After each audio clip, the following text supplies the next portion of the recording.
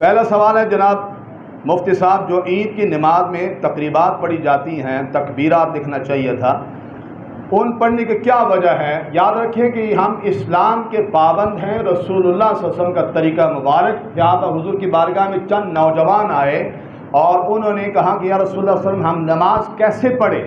کیونکہ چند دن گزار چکے تھے، آپ نے صلو کما رأیتمونی اصلی، اس طرح نماز پڑھو جیسے تم نے مجھے پڑھتے ہوئے دیکھا۔ جو طریقہ حضور اسلام کا مبارکہ ہے وہ رب کا سکھایا ہوا ہے، تو جو حضور نے عطا فرمایا اسی انداز سے ہم کرتے ہیں، اس کی وجہ یہ۔ اگلا سوال ہے، اگر کسی مسلمان نے 20-30 سال قضا نمازیں ہوں تو کیا وہ جب ظہر کی نماز ادا کرنے لگے تو ظہر کی سنتیں چھوڑ کر ان کی جگہ قضا نمازیں ادا کر سکتا ہے؟ ظہر کی سنتیں نہ چھوڑیں لیکن نفل چھوڑ دیں، اور ہر ظہر کی نماز اور ہر نماز کے ساتھ صرف فرائض ادا کر لیں اور باقی اللہ کی بارگاہ میں التجا کریں۔ حقیقت تو یہی ہے۔ دیکھیے، اگر کسی نے 4 لاکھ روپے دینا ہے تو کیا 2 لاکھ سے کام چل جائے گا؟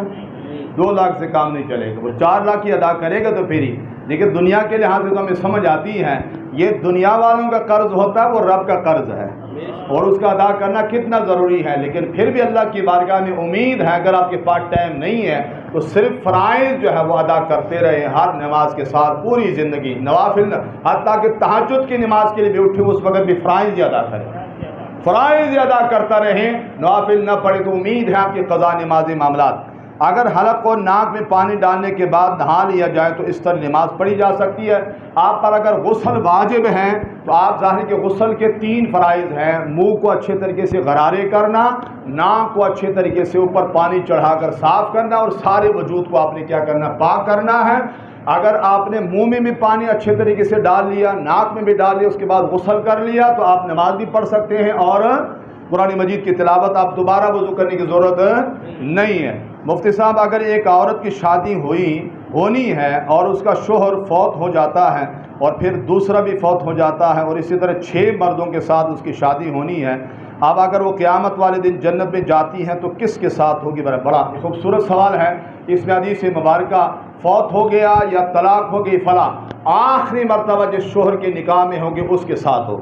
لیکن اس کے لیے بھی ضابطہ یاد رکھے کہ اگر دونوں نیک ہیں، یہی رشتہ قائم رہے گا، جنت میں بھی جوان ہو کر جائے۔ اگر دونوں نیک ہیں، میاں بھی نیک ہیں اور بیوی بھی نیک ہے دونوں، لیکن اگر خدا نخواستہ بیوی نیک ہے، مرد ناپاک ہے، تو مرد جہنم میں جائے گا اور بیوی جنت میں جائیں گے۔ رب کائنات جنتی مردوں میں سے اس کو شوہر عطا فرمائے۔ اسی طرح اگر مرد نیک ہے، بیوی ناپاک ہے، تو بیوی جہنم میں گئی اور مرد کو رب کائنات جنتی عورتوں میں سے کوئی عورت اس کو نگاہ کے طور پر عطا فرمائے گا۔ لیکن صاحب یہاں ایک پوائنٹ ذہن نشین کر لے، جب اس طرح کی بات ہوتی، جنتی حوروں کی بات آتی، جنتی عورتوں کی بات آتی، تو فوراً ہم دنیا کی طرف راغب ہو جاتے ہیں۔ دنیا کا کوئی معاملہ وہاں پر نہیں ہوگا۔ ایک تو سب سے پہلے یاد رکھے کہ جتنے بھی شیطانی وسوسے ہیں وہ شیطان کی طرف سے ہوتی ہے۔ شیطان مردود جہنم میں ہوگا، ساتھ وسوسے بھی ساتھ وہاں لے جائے۔ جنت میں وہاں پر کوئی ایسا معاملہ، کھانا پینا جنت میں کیا ہوگا؟ آپ جتنا بھی کھائیں گے بول و براز نہیں ہوگا، نہ چھوٹا پیشاب ہوگا نہ بڑا، بلکہ وہ پسینہ آئے گا، وہ پسینہ بھی خوشبودار ہوگا، وہ پسینہ بھی کیا ہوگا۔ اور مرد اور عورت کا جو باہمی تعلق ہے وہ صرف انس پر مبنی ہوگا کہ باہمی محبت والا رشتہ وہاں پر قائم ہوگا، اور وہاں جنتی 24 گھنٹے اللہ کے ذکر میں مہ ہوں گے، اس سے بڑھ کر ان کو کوئی محبوب چیز نہیں ہوگی۔ بات سمجھ آ گئی ہے جی؟ تو یہ چیز بھی اچھی طرح سے نشین۔ اگلا سوال مفتی صاحب، ایک بھائی قتل ہو گیا تھا اور سعودی عرب میں، اور وہ یہاں جب جیل میں قید تھے تو وہاں انہوں نے منت مانگی تھی کہ اگر میں رہا ہوں تو اپنے گھر پر علم لگاؤں گا، نعوذ باللہ من ذالک، جبکہ یہیں وہ الحمدللہ سنی اہل سنت مانتا ہے، تو کیا برائے کرم مہربانی؟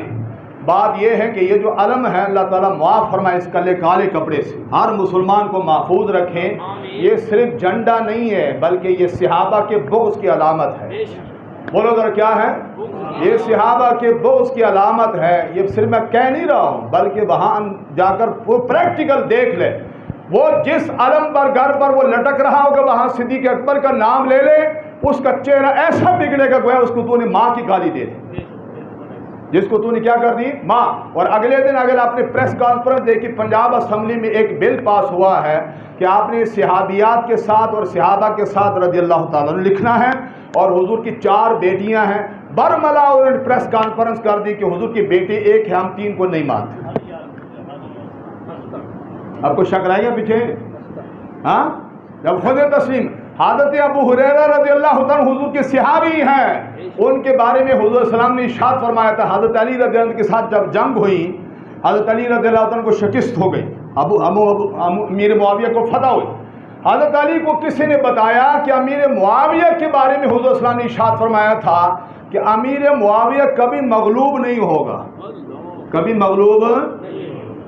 سنو حضرت علی کا جملہ, آپ نے شاہ کاش تو یہ فرمان مجھے پہلے سنا تھا, کبھی جنگ نہ کرتا اس کے ساتھ. جب میری حضور کی زبان سے نکل گیا کائنات بدل جائے, وہ لفظ جو بدل نہیں سکتا.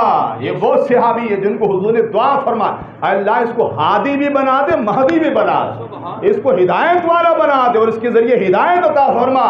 ان کو جو صحابی نہیں مانتا, اور کہ تیرے ماننے سے کوئی فرق ہاں, تیرا ماننا سے جس سورج کو کوئی تھوکے, وہ تھوک کہاں جائے گا؟ اس کے بوتھے پر آئیں گے, وہ کدھر جائے گا؟ ہاں, تو نعوذ باللہ من ذالک, اس طرح کے منت ماننا حرام ہے, اس طرح کے منتیں نہ ماننا ہے اور نہ اس کو پورا کرنا. اللہ تعالی ہم سب کو ایمان کی دولت سے نوازے.